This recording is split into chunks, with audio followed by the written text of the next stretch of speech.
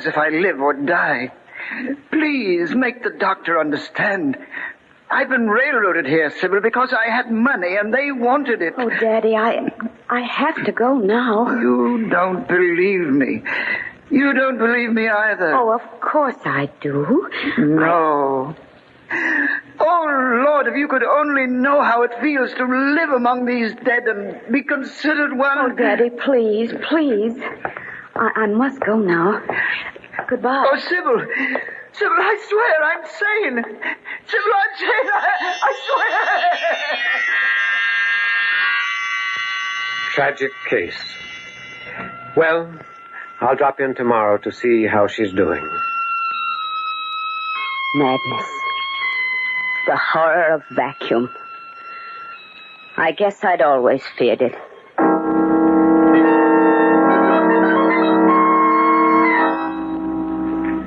I was sitting up in bed now. Except for the weakness, I could hardly recall that I'd been ill. Good morning, Nurse Curran. Good morning, Mrs. Wells. I'll take that breakfast tray. And I think you're well enough to have the morning paper if you wish. Oh, thank you, thank you. I haven't seen one for weeks. I settled back against the pillows and began to read. Earthquake, followed by fire, was yesterday for 33 miles along the shore. 14 people were many more injured. Authorities have the damage $4 million. It didn't make sense. I read another sentence, and then a different article. What was wrong with me? Oh, of course, my eyes. I'd been ill for so long, that's all it was. Nurse! Mrs. Curran! Yes, Mrs. Wells? Nurse, will you please read this newspaper to me? Why, of course. Is anything wrong? You look so... Oh, no, everything's fine. It's just my eyes. I see. Well, what shall I read? This one. Earthquake followed by fire was yesterday for 33 miles. She read on. Her face was grave and slightly bored. She showed no surprise, no puzzlement. The words made sense to her. It was only I who couldn't understand them. Only I to whom they were a senseless jumble. People learning... Stop it!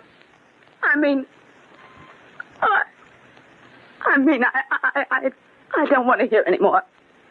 Please, just leave me alone, Nurse Curran. But, Mrs. Wells... Leave me alone, I tell you! Leave me alone! That was the first discrepancy in my mind.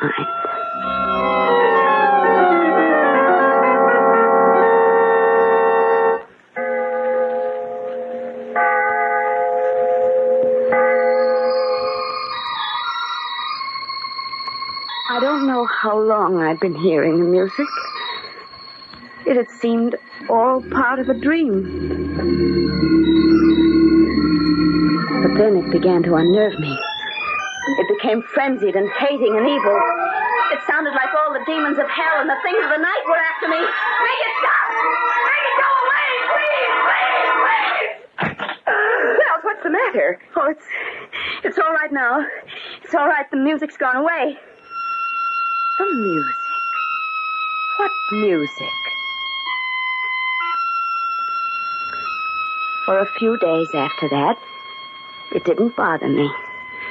Not till early one evening. I'd rung for Nurse Curran twice. Where was she? I was very angry. I got out of bed and went across the room to the door. Mrs. Curran! She was walking down the hall, her back toward me. And she had my little daughter by the hand. Elsie, my baby. Her sailor hat was bobbing over her curls as she skipped.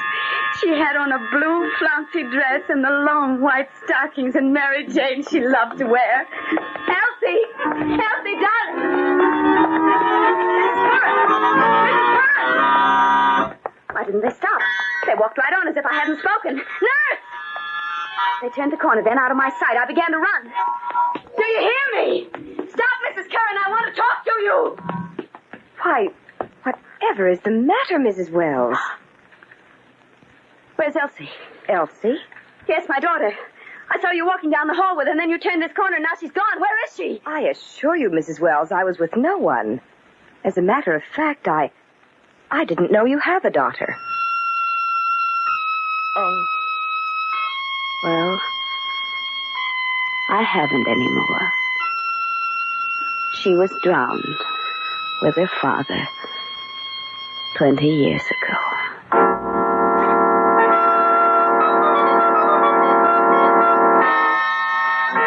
I knew I had to be more cautious after that.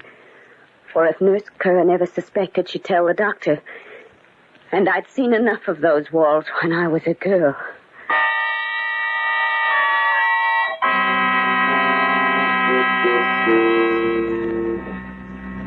Well, how are you, Sybil?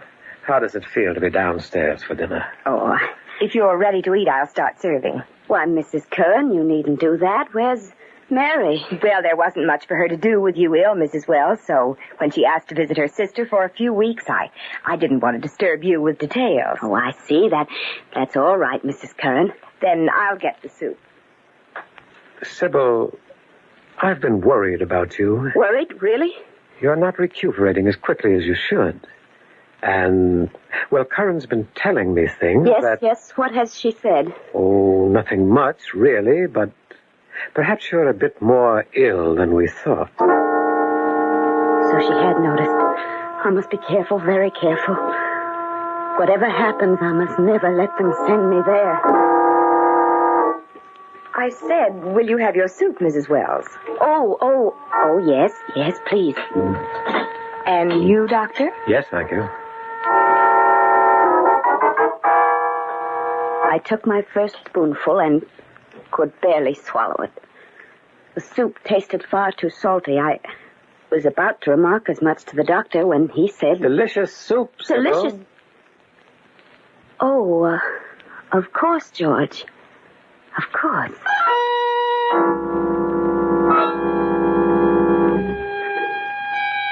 Sybil, what's wrong? You hardly touched a thing all through dinner. Well, I guess I'm just not very hungry. Salt. Everything tasted of salt. First my sight, then my hearing, and now even this sense was playing me false. How long could I go on hiding what was happening to me? I think I should have resigned myself to insanity. If the very next afternoon I hadn't wakened early from my nap. I wanted some warm milk, and when Mrs. Curran didn't answer my ring, I went down to the kitchen myself. Nurse Curran, is that you? Oh, it was a child. A little blonde girl who greatly resembled my daughter. She was playing with a toy tea set. Mother isn't here right now. She's gone to the village for some groceries. Would you like to have tea with me? It's only make-believe, of course. Mrs. Curran is your mother? Yes, I'm Jean. She never told me she had a daughter, nor that the child was living in my house with her. Here's your tea. Sugar or cream? Oh, I forgot. You only take salt in your food. I only take salt. What do you mean, dear? I don't quite understand. Oh, my mother explained to me. I asked her why she put so much salt in everything she brought you to eat last night. And that's what she said, that you only take salt in your food. Jeannie, are you sure of that?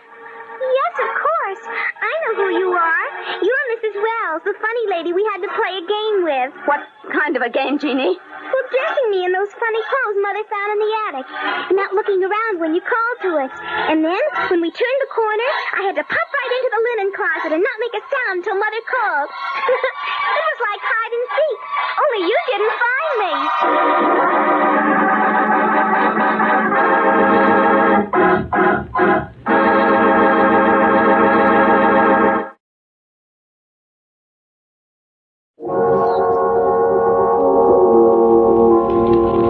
Yes, it had been a hideous, twisted parody of hide and seek.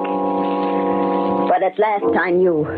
I was not going mad. I had been terrified, blundering in the dark against an unknown opponent. But the game was clear to me now, and the rules, and the tricks, and most vital of all, my foe. Nurse Curran had tried to drive me mad, was still trying, but I could fight her. I had to fight her, for the stake was my sanity. I guess that's Mommy now. Now, Jeannie, listen to me. Your mother mustn't know I was down here talking to you. Why, Mrs. Wells? Why shouldn't I tell her? Why, Mrs. Wells? Why shouldn't I tell her? Well, it's a game, Jeannie. It's like that hide and seek we played, remember? Please promise you won't say anything about my seeing you this afternoon. I promise. I promise, Mrs. Wells.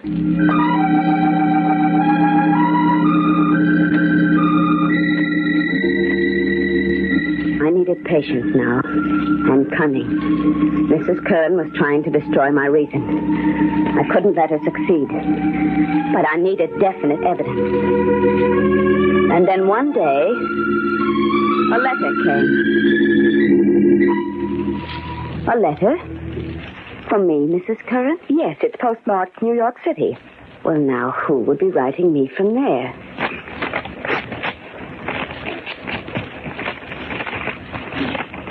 It's from my brother, Frank. He's coming to see me and bringing a friend of his along. Someone who can help me, he says. When does he arrive, Mrs. Wells? On the 24th, the 3:30 train. Well, he didn't give you much warning. That's today, you know. I wonder why he's coming. You're his sister, and you're ill. What better reason? Frank and I have always loathed each other. He's not traveling all this way for affection's sake. It might be nice if I met the train. Well, if you think he'd appreciate it, you're very much mistaken. By the time you get there, he'll probably have chartered the most expensive car in town anyway. Frank's a spendthrift and a wastrel. He ran through his share of my father's estate before Daddy was cold in his grave. Just the same, it would be a nice thing to do, wouldn't it, Mrs. Wells? Well, you know where the car keys are if you insist on being polite. Go ahead and meet him.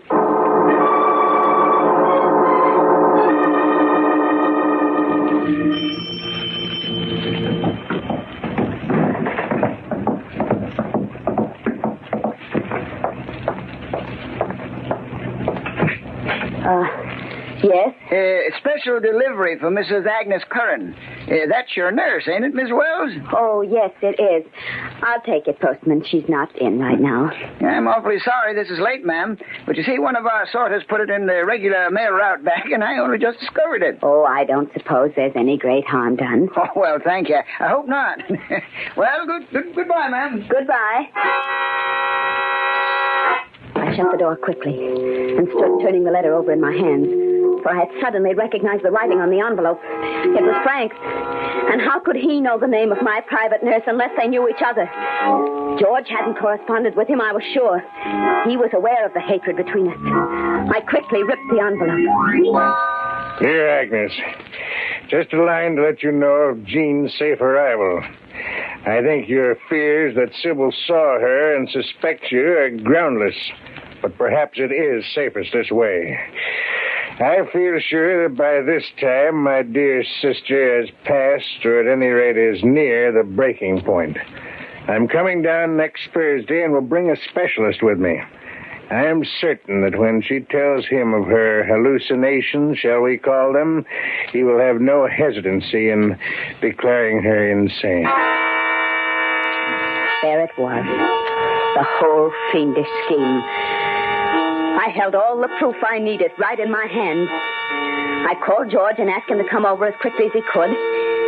And then I'd barely gotten upstairs when I heard the front door open. Sybil!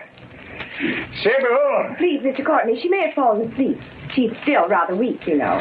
Of course. I understand. If you and Dr. Randall make yourselves comfortable, I'll go upstairs and see how she is. Splendid idea, nurse. Mrs. Kern, wasn't it? Yes, sir. If only George would come. Now the showdown was at hand. I was frightened. The nearer she came, the more frantically my heart beat. These next few minutes would decide so much for me. And I was alone. I felt sick with terror at having to face Mrs. Curran without